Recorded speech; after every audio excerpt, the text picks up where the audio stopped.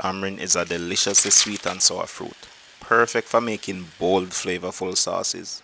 Its tangy kick balances rich fatty foods and pairs perfectly with smoky grilled dishes. Hey, I'm Nick and today I'm showing you how to make a proper tamarind sauce. Tamarind is really popular in Jamaica, but it's mostly used for tamarind balls. Sometimes you'll find tamarind juice, but tamarind sauce is probably the least common way Jamaicans use it. A Jamaican tamarind sauce is usually paired with grilled or roasted fish and meat. That tangy kick complements the rich smoky flavor of grilled protein perfectly. Tamarind sauce is found all over the Caribbean, but I'll say it's most popular in Trinidad and Tobago, where it's known as tambran sauce.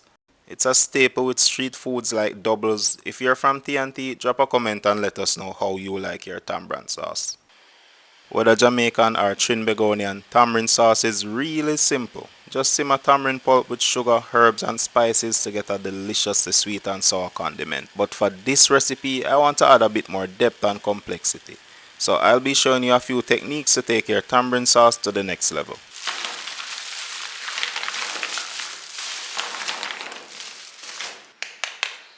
This is fresh tamarind, really sour, the kind that's popular in Jamaica.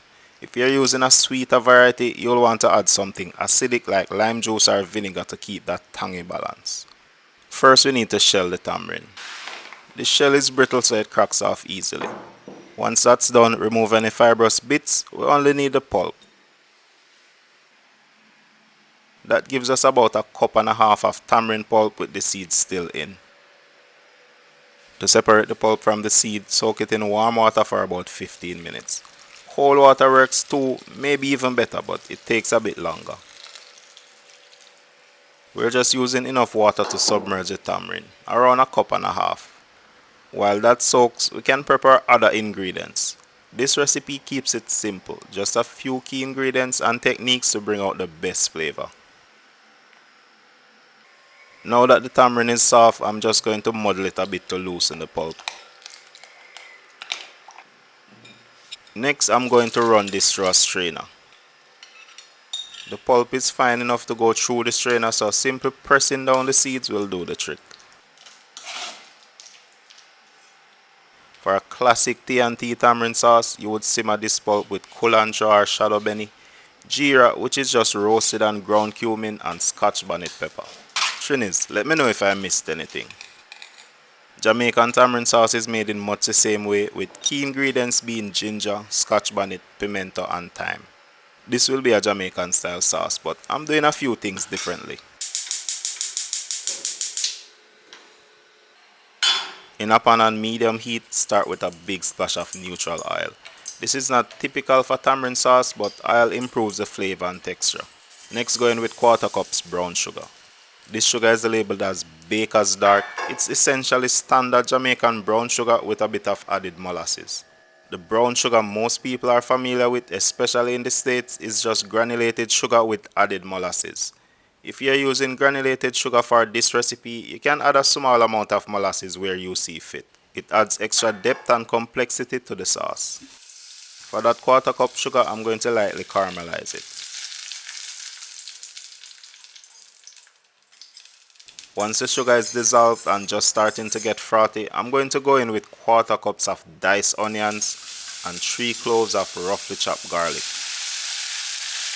Next, I'm going to slowly saute these on medium-low to low heat for just a few minutes. That caramelized sugar, onion and garlic is an incredible flavor base for the tamarind sauce. Next, let's add the tamarind extract we made. That's roughly 2 cups. I'm going to let this simmer on low for about a minute. The sugar will completely dissolve and the flavors will start to melt. Next, add half a teaspoon of dried allspice or pimento. This is about 3 tablespoons of honey. The honey helps balance out the sharp tanginess of the tamarind and the flavor is really nice. A tablespoon of ginger powder. Fresh ginger can also be used, but I like that mild, warm earthiness of ginger powder. It doesn't clash as much with the tamarind flavor. Depending on the sweetness of the tamarind you use, you'll want to adjust the sweetness or acidity of the sauce. My tamarind are extremely sour, so I'm going to gradually add sugar and taste until I get a good balance. If you're using a sweeter tamarind, you might want to add an acid like lime juice, lemon juice or vinegar. This sauce should be perfectly balanced between sweet and sour. You'll be reducing the sauce to your desired thickness and reducing concentrates all the flavors. Bear all that in mind, especially when adjusting the sweetness, as the sauce will become sweeter as it reduces. A workaround is to simply adjust the sweetness when the sauce is done. That needs a little bit more sugar. One thing I've noticed about really sour tamarind is that they have a much stronger tamarind flavor than the sweeter varieties. This makes them perfect for sauces. They bring both the flavor and the acidity naturally. I'm going to finish with a bit of salt to tie everything together. Then one final taste to make sure everything is on track. That's perfect.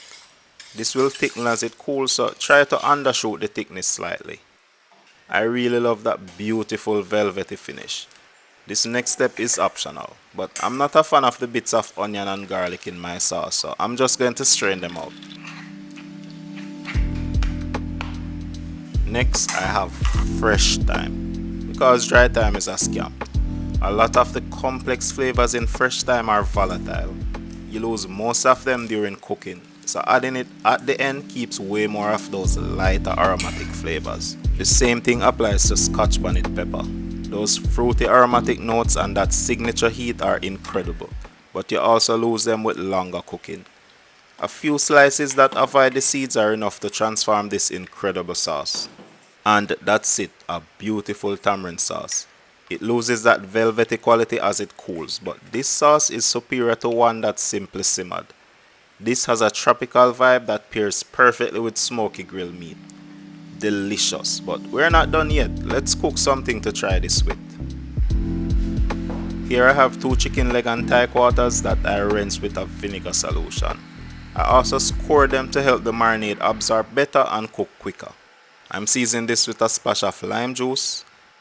Here I have a tablespoon each of paprika and powdered jerk seasoning, a tablespoon of minced garlic, about a teaspoon of minced scotch. Next, season with a pinch of salt and a pinch of black pepper, a tablespoon of brown sugar. This helps with browning the chicken. Next, add a splash of oil. Finally, mix to distribute that marinade evenly onto every inch of those chicken legs. Now that this is nicely seasoned, I'm going to let this marinate for a few minutes to absorb all those delicious flavors.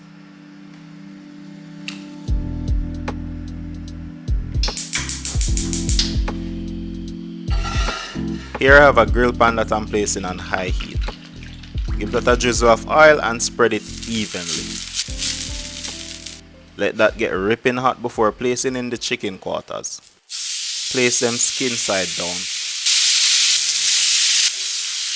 My goal is to get some charring on this and maybe a little smoky flavor, because I'm going to finish them in the oven on low heat. 300 degrees or less for about 35 to 40 minutes should give us some really juicy legs and thighs. This was just a really quick recipe to test the sauce with, but it turned out really well. That smells incredible. I used a bit of chopped parsley to add some fresh herby notes and poured over a bit of our tamarind sauce. Alright, let's give this a try. That is incredible. This sauce pairs perfectly with the slightly smoky roasted grill flavor of the chicken. That's very impressive. And that's our tamarind sauce. It's still the height of tamarind season, so if you have access to fresh tamarind, make sure to give this a try. If not, tamarind extract or concentrate works too. Just go easy at first since they're usually much more sour. Speaking of impressive, check out this next video right here. Thanks for watching and I'll catch you in the next one.